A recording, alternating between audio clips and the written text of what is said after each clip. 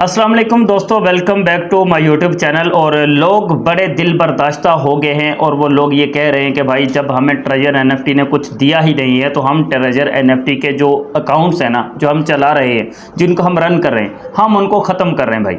हम उनको डिलीट कर रहे हैं क्योंकि ये तो एक रोज़ का मामूल हमारा बना हुआ है। हम सुबह सुबह उठते हैं, सबसे पहले हम जाकर वो जो रिजर्वेशन है ना, रिजर्वेशन हम बाद में कंप्लीट करते हैं। हम सबसे पहले जाकर ये चेक करते हैं कि भाई हमने जो विड्रॉ लगाया था, जो 100 का, 50 का, 80 का, 90 का, 150 का, वो जाकर सबसे पहले बाइनेंस ओपन करके देखते हैं कि भाई बाइनेंस में कोई मैसेज आया है डिपॉजिट का या नहीं, बाइनेंस के अंदर कुछ पैसा वैसा मौसूल हुआ है कि नहीं हुआ। और फिर जब वहाँ पे नहीं होता, फिर आकर हम चेक करते हैं इसको ट्रेजर एनएफटी की एप्लीकेशन को। और फिर वहाँ पर हम रिजर्वेशन करने से भी पहले हम जाकर फिर से देखते हैं कि भाई जो हमारा विड्रॉ लगा हुआ था वो प्रोसेसिंग में है, अभी भी पेंडिंग में है या हो गया सक्सेसफुल। लेकिन हर बार नाकामी ही मिलती है। हर बार यही कुछ नज़र आता है कि भाई बाइनेंस में कुछ नहीं मौसूल हुआ और ट्रेजर एनएफटी की ऐप के अंदर भी वो सबका सब जो विड्रॉ पे लगाया था वैसे का वैसा पेंडिंग में पड़ा हुआ है। 360 घंटों का बोला गया था जो कि 15 दिन बनते, वो भी गुजर गए हैं और अभी तक भी कुछ नहीं मौसूल हुआ।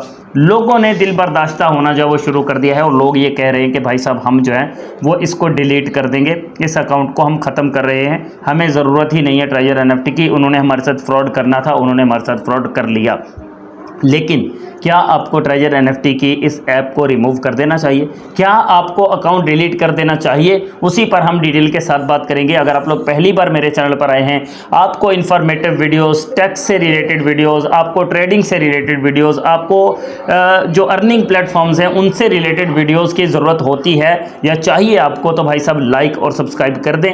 और सब्सक्राइब लाजमी से करके रखना है आप दोस्तों ने, क्योंकि यहाँ पर आपको तमाम अपडेट्स मैं प्रोवाइड करता हूँ और 100% ऑथेंटिक न्यूज़ आप तक पहुंचाने की कोशिश करता हूं। अगर गलती से कोई बीच में मतलब ऐसी मिस्टेक हो जाए कि जिसका मुझे भी मालूम ना हो और मैं ये समझूं कि शायद ये सच्ची न्यूज़ है और कोई बीच में अगर खुदा ना खासा कोई ऐसी न्यूज़ निकल आए, तो उसके लिए भाई साहब मैं एडवांस आपसे माजरा चाहता हूं। अब चलते हैं अपने मुद्दे की तरफ। और मुद्दा ये है कि क्या हमें इस अकाउंट को डिलीट कर देना चाहिए? क्या हमारे साथ स्कैम हो चुका है? क्या हम इसको छोड़ दें?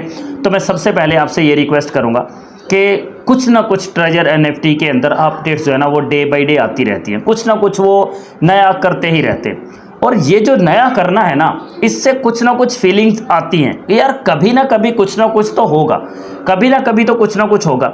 अब देखें, एक बड़ा सवाल है, एक बड़ी चीज़ है, जितनी भी इस तरह की कंपनीज आती हैं, जितने भी इस तरह के अर्निंग प्लेटफॉर्म्स आते हैं जिन पर हमको इन्वेस्ट करना पड़ता है, फिर उसके बाद वो कुछ अरसा विड्रॉ देते हैं, फिर उसके बाद विड्रॉल रोक देते हैं, फिर उसके बाद वो निकल जाते हैं। वो 15-15 दिन, 20-20 दिन मतलब वो इस तरह से नहीं गुजारते जिस तरह से ट्रेजर एनएफटी ने गुजारे हैं।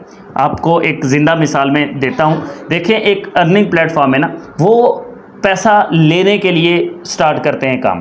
पहले वो पैसा देते रहते हैं, फिर वो पैसा रोक देते हैं, लेकिन वो तब तक कंपनी या वो प्लेटफॉर्म चलता रहता है, उसको चलाए रखते हैं जब तक उनको मतलब उनका 100% स्कैम का वो आ नहीं जाता। या तकरीबन 5 से 7 दिन का आप क्राइटेरिया लगा लो कि 5 से 7 दिन तक वो अर्निंग प्लेटफॉर्म्स विड्रॉ रोकने के बाद भी जिंदा रहते, क्योंकि 5-7 दिन तक फिर भी लोग उसके अंदर कुछ ना कुछ 2-4 आने उसके अंदर डालते ही रहते हैं कि यार मतलब कोई बात नहीं, विड्रॉ में कोई प्रॉब्लम आई हुई है तो ये हमें कुछ ना कुछ दे देंगे। अब ट्रेजर एनएफटी का सीन डिफरेंट था। इन्होंने जो पैसा कलेक्ट किया वो इन्होंने डबल शाह बन के किया, इन्होंने डबल का लालच दिया। इस तरह से करके उन्होंने पैसा इकट्ठा कर लिया, उसके बाद विड्रॉवल रोक दिए। लेकिन एनएफटी, ट्रेजर एनएफटी की ऐप अभी भी काम कर रही है, वर्क भी कर रही है, डेली रिजर्वेशन भी हो रही है। अगर कोई बंदा स्टेकिंग पर लगा रहा है वो भी काम चल रहा है।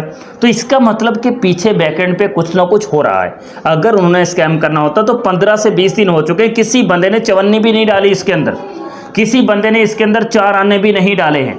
तो फिर जब 4 आने भी किसी ने नहीं डाले तो फिर वो इतने बेवकूफ़ तो नहीं है कि वो बैठकर इंतज़ार करते रहें, इतने बेवकूफ़ तो नहीं है कि डेली वो उसको अपडेट भी करते रहें। तो इसका मतलब ये है कि अगर वो एस्पेक्ट के अंदर अपनी लिस्टिंग करवाना चाहते हैं, अगर वो कुछ ना कुछ बैकएंड पे चला रहे हैं, तो इसका मतलब है कि वो एक्टिव हैं, उनका जो सिस्टम है वो एक्टिव है।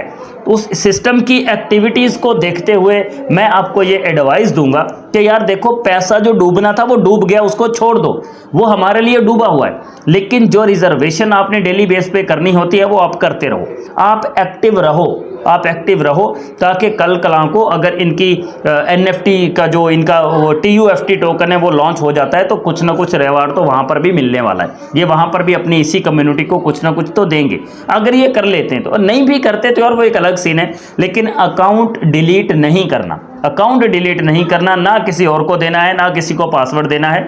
इसको चला के रखो, इसको एक्टिव करके रखो।